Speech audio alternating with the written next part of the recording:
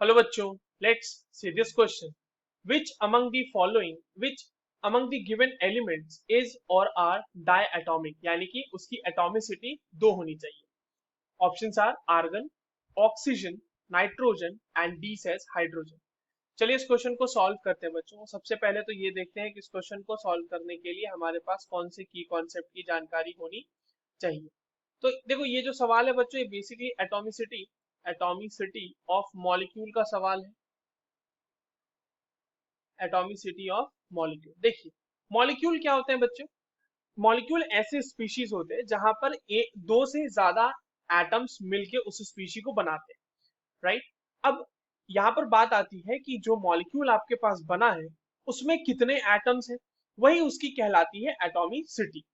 तो अगर हम डायएटॉमिक मॉलिक्यूल की बात करें, ठीक है, डायएटॉमिक मॉलिक्यूल की हम बात करें, तो इसमें बेसिकली क्या होगा कि इसके एक मॉलिक्यूल में आपके पास दो एटम्स होंगे।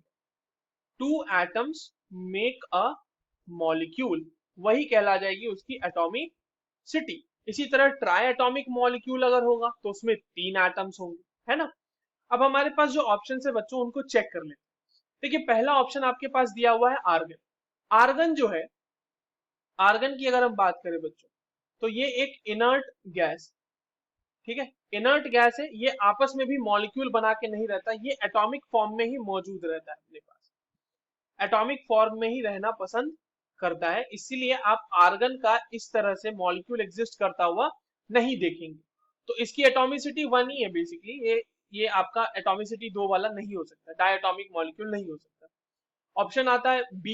देखिए, ऑक्सीजन, ऑक्सीजन हमारे पास O2 के फॉर्म में ही मिलता है, यानी वहां पे ऑक्सीजन के दो एटम मिलके उसका एक मॉलिक्यूल बनाते हैं, तो ये डायटोमिक है। नाइट्रोजन की यदि हम बात करें तो नाइट्रोजन भी हमारे पास डायटोमिक है, ये N2 गैस के फॉर्म में ही मिलता है हमें, तो ये भी हमारा डायटोमिक हो गया।